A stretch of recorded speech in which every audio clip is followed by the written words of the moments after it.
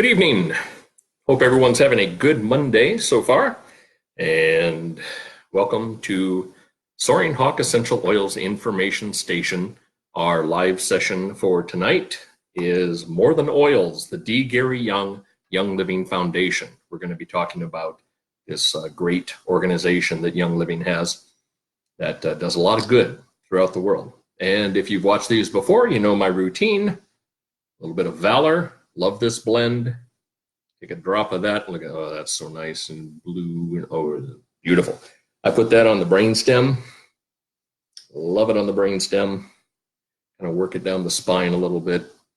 Feels good. I really like it. This is my liquid courage, my version of courage in a bottle, as it were. And then you breathe it in a little bit. Smells fantastic.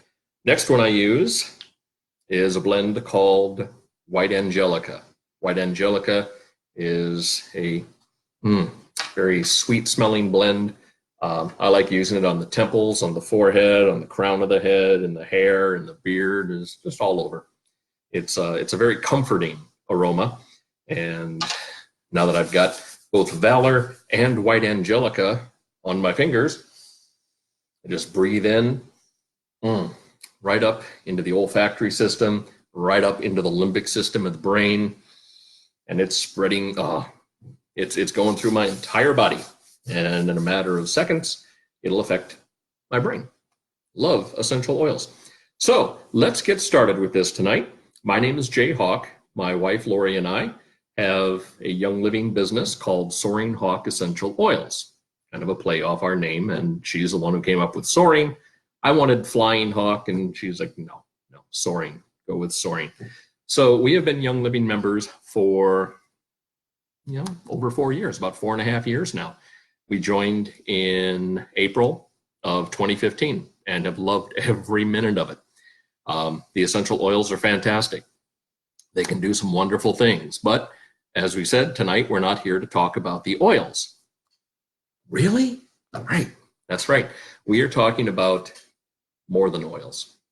The D. Gary Young Young Living Foundation. Now, if you don't know what Young Living is an essential oil company based in Lehi, Utah. They have a farm in Mona, Utah. They have farms all over the world, actually. And we'll be talking about that in an upcoming class. But they distribute essential oils, which are fantastic resources for a lot of people. A lot of people are really jumping on the essential oil bandwagon. Not all of them are doing it ethically. I will tell you that. And I'm not going to name names or anything because I don't want to sink to their level. But Young Living does things ethically. So ethically that they set up this fantastic foundation, the Young Living Foundation. How did it start? Well, it starts with the guy who started Young Living, Gary Young. D. Gary Young, that's his full name, well, Donald Gary Young. We call him Gary. He's just known as Gary to us. Well, he was establishing a Young Living essential oil farm in Ecuador, Guayaquil, Ecuador. And wonderful plants come from there. But Gary noticed the poor conditions, very poor conditions of a schoolhouse that he passed every day. There were 42 students in that schoolhouse. And it was first grade through 6th grade, and they were crammed into this rundown schoolhouse, cracked walls, broken chairs. The teacher was giving lessons on a blackboard that was so damaged you could hardly read off of it. Gary felt that the students deserved better if they were going to have a chance at furthering their education and having a good life. So he made plans to build them a school. Not only did he dream of that, he did it. Yeah, he did it. The opening of the academy in 2009 marked the start of the D. Gary Young Young Living Foundation. Now, over the years, the foundation has evolved into a primary avenue through which Young Living Essential Oils demonstrates its commitment to helping families and communities worldwide. Gary was the chairman of the board of the foundation, and he guided it with his lifelong passion for serving and empowering individuals and helping others beyond their present circumstances. So following his lead, the foundation is still dedicated to improving lives with more impact than ever before, and they do some great things. It all started by recognizing potential where others didn't see potential, by listening to voices that no one else would listen to. And that's still how they operate today. They see a need and they work to fill that need. That's what the Young Living Foundation is all about. The mission statement for the foundation: the D. Gary Young Young Living Foundation is committed to empowering individuals to achieve their potential and defy limitations by providing wellness and education opportunities to underserved communities. That's important. And that's a very nice mission statement, I believe. That says a lot right there. And the vision, well, we envision a world where children are provided with the resources and opportunities necessary to become confident, self-reliant leaders who can take control of their own health, provide for their families, and positively change their community. That's what the vision of Gary's foundation is all about. Since Gary Young started the foundation in 2009, they've been focusing on giving those who receive far too little attention. They want to give them the tools and the resources needed to unlock their possibilities. The mission and vision serve as the compass for the Young Living Foundation to keep providing long-term solutions. Now, I know a lot of people think, all right, well, with a lot of charities, if I donate, maybe 50% gets to the cause. Maybe if you're lucky, 50% gets to the cause, because there's always overhead. There's always overhead involved. If you donate, and I'm not gonna say any charities, but there are some big ones out there, some major charities, well known.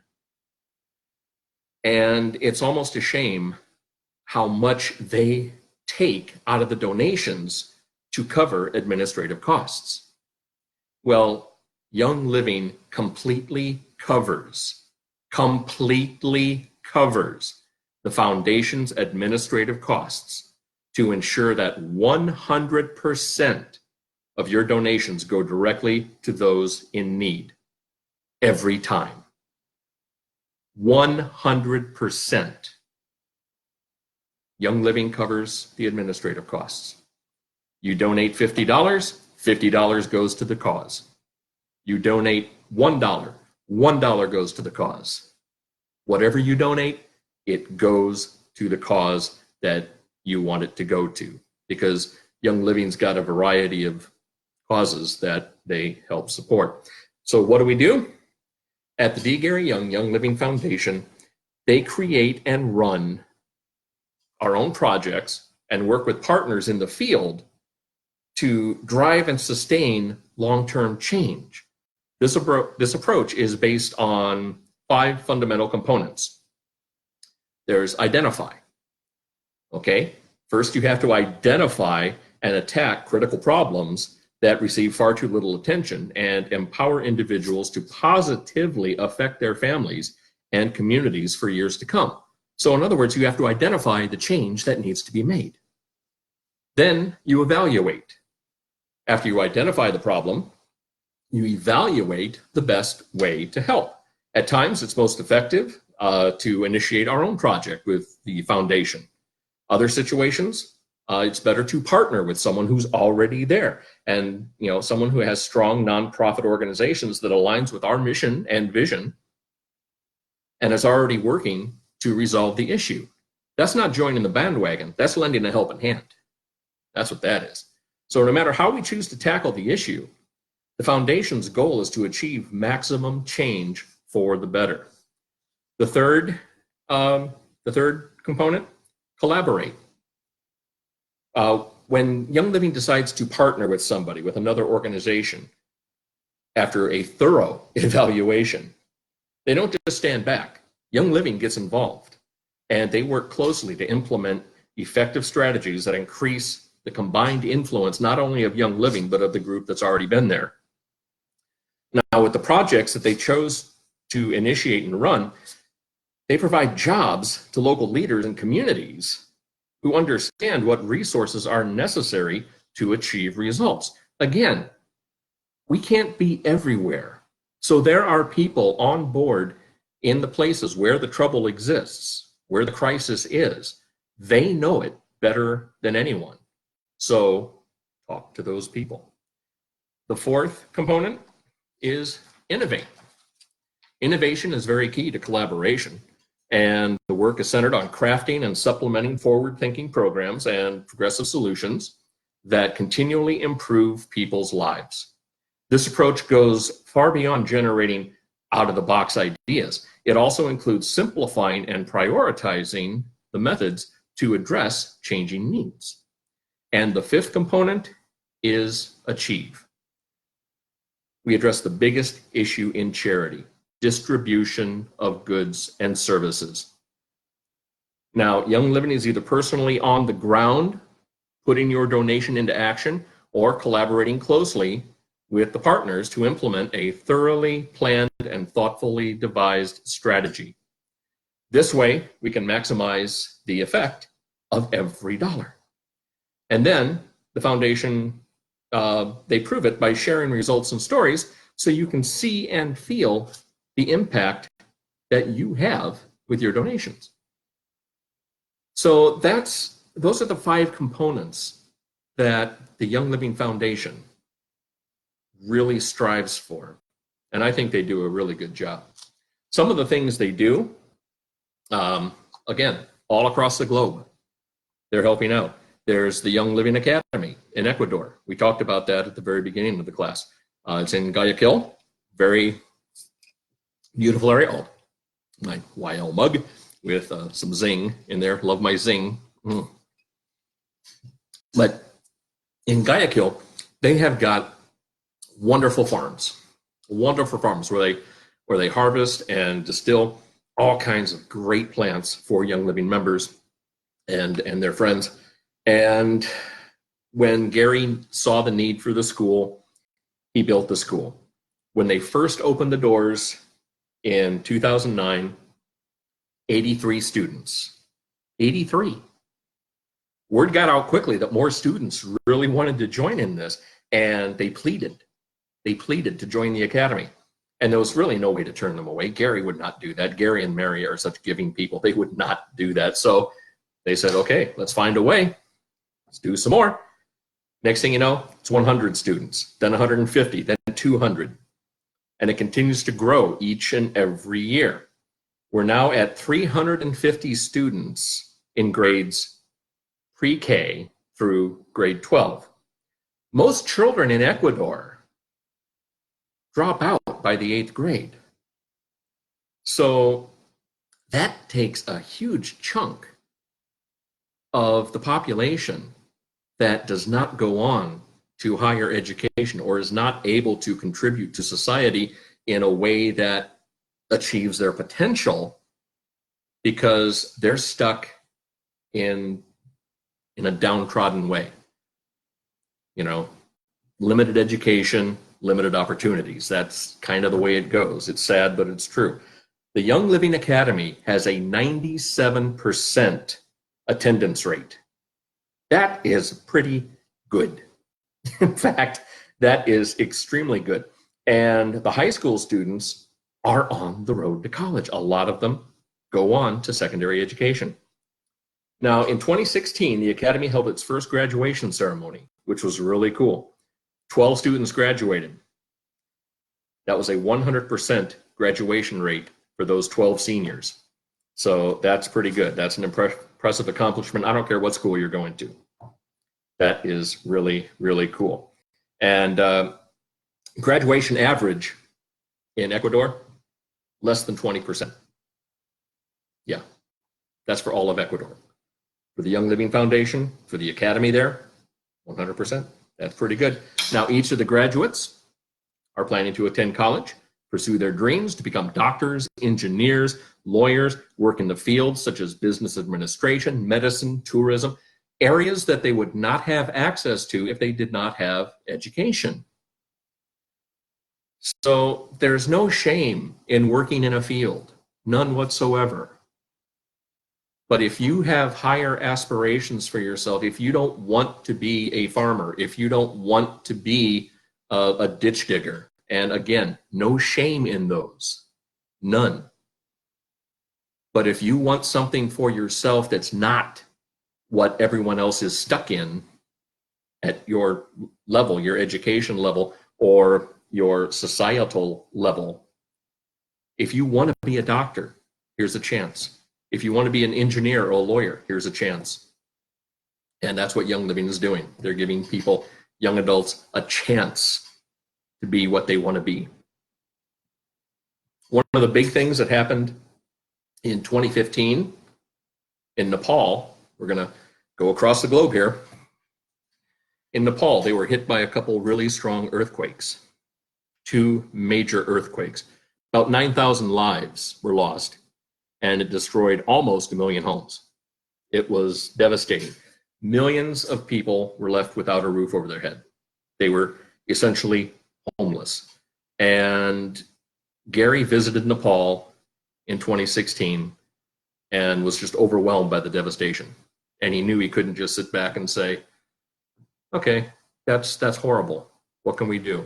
Nah, that's just too bad. No, that's not what he did.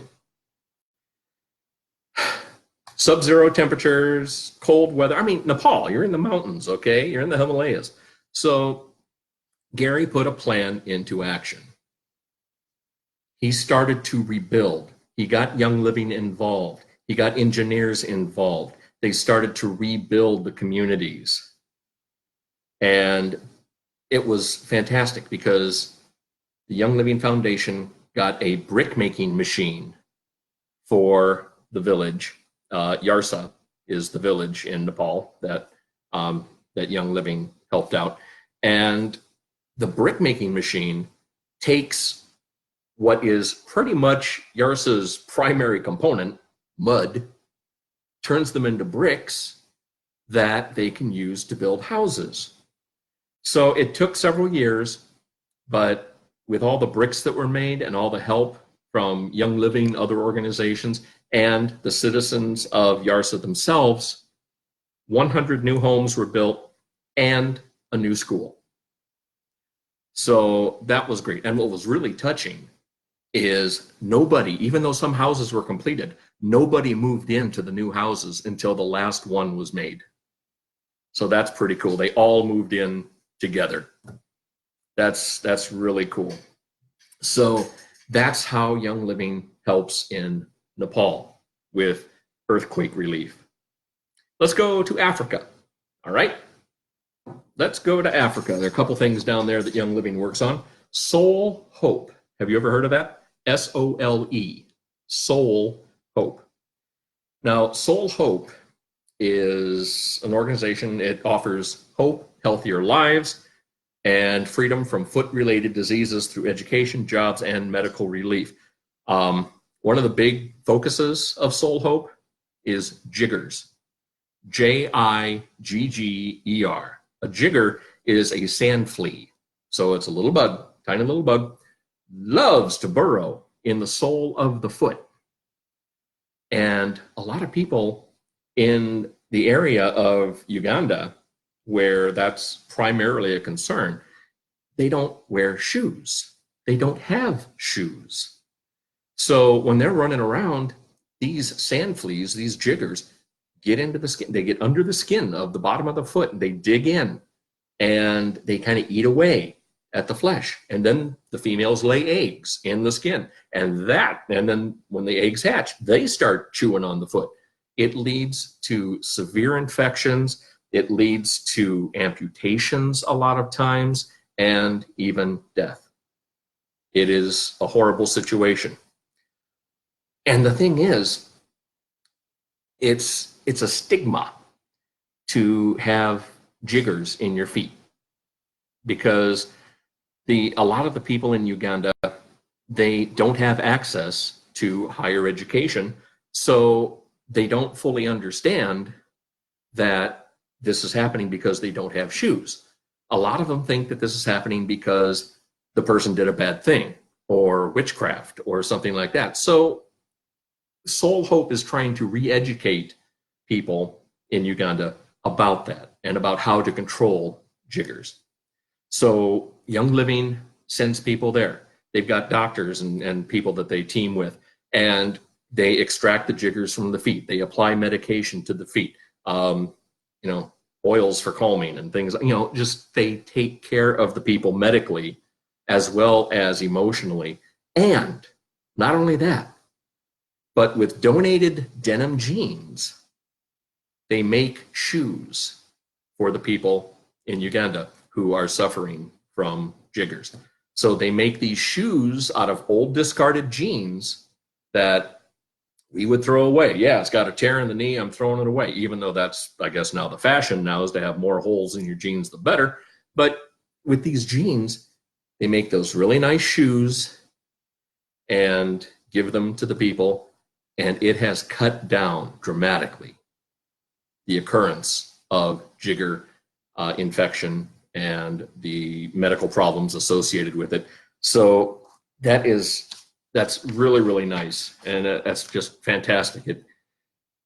I guess you could say it warms my heart that all it takes is a donated pair of old jeans that, you know, I'm sorry, I no longer have a size 32 waist. I will probably never have a size 32 waist. So any jeans I have that are 32 waist, I'm donating them to Soul Hope. They can do some good with it. They can make, well, with jeans my size, they can make shoes for probably half a community. So I would love to see them go to use instead of just sitting on my shelf, gathering dust, waiting for me to drop about 80 pounds. It's not happening in one night, I can tell you that. And then I can just go out and get another pair of jeans if I need to. But I know the ones I've got, they're going to do some good. So that's really cool.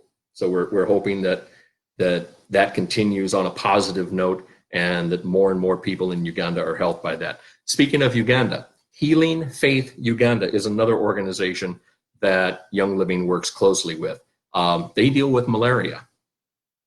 You know, every 60 seconds, someone in Africa dies of malaria. It's a problem there. It really is. A majority of those deaths are kids. They're children under the age of 5. Now, if that doesn't tug at your heartstrings, I don't know what would. It's a disease that, believe it or not, it eclipses the death toll for HIV and AIDS in Africa.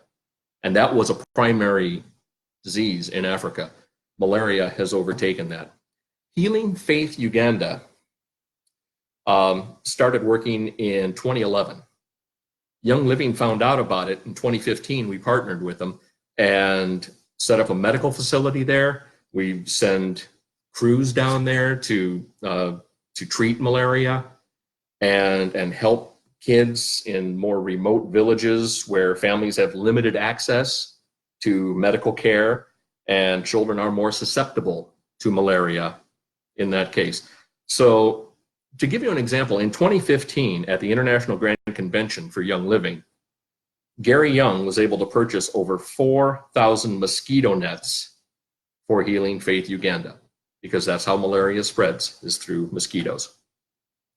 The foundation and several members went on a humanitarian trip to Uganda to deliver the donation, and they were to hang a net. They were able to hang a net over every bed throughout the village of Wasaki in Uganda. In 2016, the foundation had helped Healing Faith increase the impact by 1,000%. They've gone from hanging 400 nets a month to more than 4,000 a month, thanks to the contributions from Young Living members. Through Healing Faith Uganda, a single donation of $5 provides a mosquito net that can protect 3 to 4 kids from malaria and give them a chance at a better life.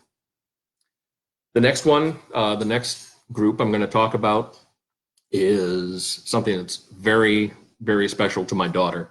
She has a heart for this, and she did, when she was in high school, she did some work to help in Portland, which is a huge problem for abductions of young women. So Hope for Justice, if you've never heard of Hope for Justice, great organization with more than 20 million slaves. And I'm going to call it slaves. I'm not talking about just abduction. These people are taken into slavery, more than half of which are women and girls. Human trafficking is one of the most devastating social issues that we're dealing with.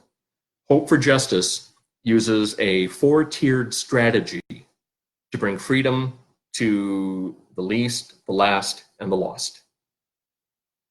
That's how the foundation calls that. They want to help everybody, the least, the last, the lost. Number 1, train. They train frontline professionals such as police, care homes, doctors, outreach programs to identify victims and or work appropriately with them.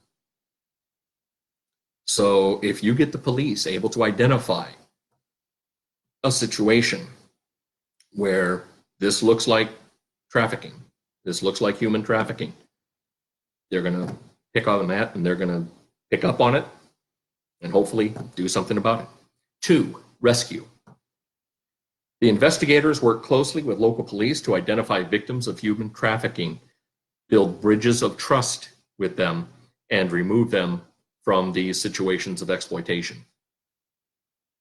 3, advocate.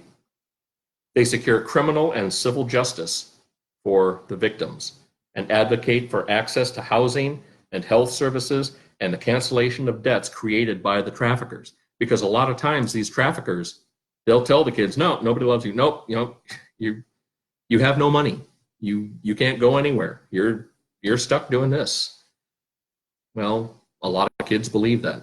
They don't see the hope. They don't see any kind of positive future out of that. So when Hope for Justice and the Young Living people associated with Hope for Justice, when they talk to some of these people, when they talk to some of these rescued, trafficked people, they try to tell them that, hey, we're in your corner.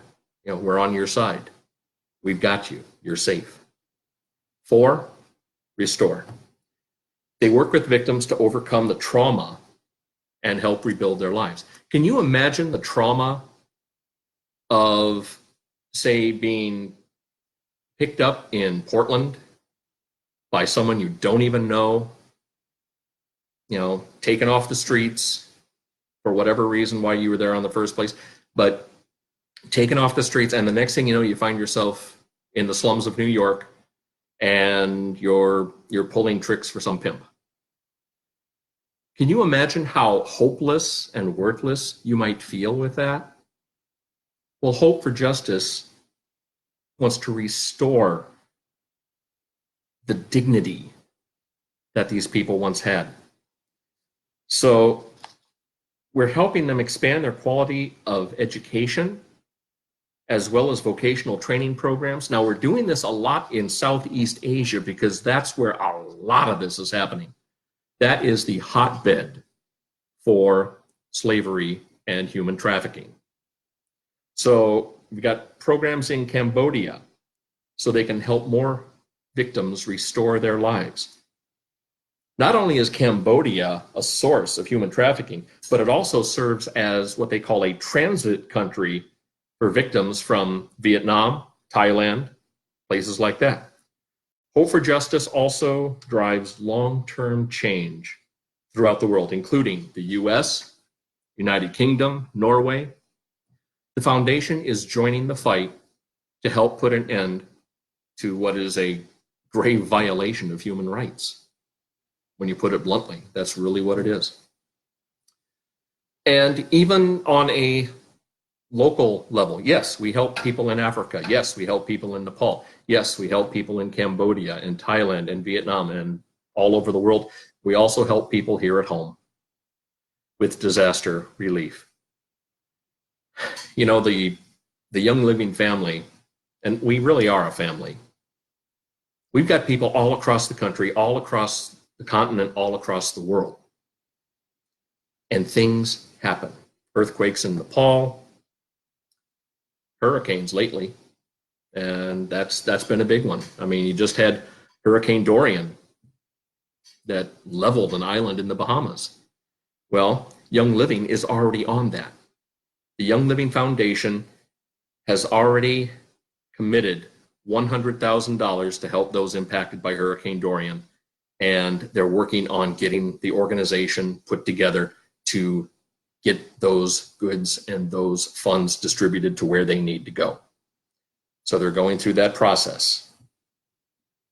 And no government red tape. That better not get in the way. But it's not just Hurricane Dorian. I mean, this isn't something new. Let's talk about 2 years ago, 2017, Mexico City. Remember the earthquake down there? It was horrible. It was devastating. Now, Mexico City is a huge city, one of the largest cities in the world, population-wise. And there were just countless victims of these earthquakes. And a lot of the buildings there are not exactly what you would call earthquake-proof. So a lot of people really were in need. Young Living was there. Yep, donated goods, services, whatever needed to be done. In Puerto Rico in 2017, when the island was damaged by Hurricane Maria, one of the strongest storms to hit landfall in recent memory, Young Living was there. The Young Living Foundation, boom. Fresh water, boom. Here's some product, boom. Here's all kinds of aid. They were right there. And even closer to home, 2017, Houston, Texas. That was hit hard by Hurricane Harvey. Remember that? All those pictures you see, the interstates in Houston underwater. A lot of places in that area heavily damaged. We've got family down there and we've got team members down there. And we were praying that they were okay. Young Living, boom, foundation, there. We're helping. Here's some donations. Here's some goods. Here's some services. What can we do to help? That's what the Young Living Foundation is all about. Each time Young Living was there with supplies, aid, and assistance, because that's what they do. It's more than just oils. It's oils with a heart. It's people with a heart. If you're a Young Living member, you have become part of a family, a bigger family that looks out for each other and looks out for everyone. You have opportunities to do so. Is this a pledge drive? No. This is just information. Because even people in Young Living, even members in Young Living, don't know about the D. Gary Young Young Living Foundation. They hear about it, but they don't know about it. It's on the website. You have to look for it a little bit. It's not right up there when you first log in. It's there at the bottom. You have to scroll down, but then once you do, click on Young Living Foundation. You can find pretty much all the information I just gave you right here. It's a fantastic organization. Lori and I are proud to donate to it. We consider it part of our tithing because it's part of our mission. So how can you help? If you are a Young Living member, round up your orders. If you're placing an order and it comes to $50.50, round up to the next dollar. Take that 50 cents, donate it into the Young Living Foundation. Do you know that millions of dollars are gained annually when members round up their orders to the nearest dollar? It's only pennies for members, but it all adds up. You can donate through your Essential Rewards or your quick orders. There's when you go to make your payment for your order, boom, there's a little thing saying donations for the D. Gary Young Young Living Foundation. You can do that. We've done that a couple times, several times actually. You can contact Young Living directly to see what you can do. Go to the website, check it out. It's a great way to help, and it makes me proud to be a part of such a wonderful company that does so much for others. I'm not going to say they're goodwill ambassadors, because it's my experience that ambassadors are the ones that sit in the car and wave in parades. These people, the Young Living Foundation people, they get their feet muddy. They get their hands dirty. They're in there digging jiggers out of people's feet. They're in there making bricks for homes in Nepal. They're distributing mosquito nets in Uganda. They're getting kids off the streets who are sold into child slavery. For Lord knows what happens to them. We're getting them off the streets and into schools and homes where they can be safe. And hopefully, if possible, return to their families. That's what Young Living's heart is about. Yeah, we sell oils, but it's more, so much more. Again, if you're looking for more information on that, you can go to the Young Living website, www.youngliving.com. Kind of clever, isn't it? Yeah, kind of fits. So thank you so much for joining me tonight.